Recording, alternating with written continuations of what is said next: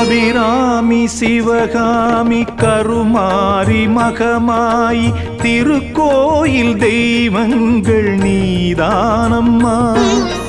அன்னைக்கு அன்றாடம் அபிஷேகம் அலங்காரம் புரிகின்ற சிறு தொண்டன் நான் தானம்மா. பொருளோடு புகழ் வேண்டும் மகனல்ல தாயே உன் அருள் வேண்டும் எனக்கென்றும் அது போதுமே. அடுத்திங்கு பிறப்பொன்று அமைந்தாலும் நான் உந்தன் மகனாக பிறக்கின்ற வரம் வேண்டுமே.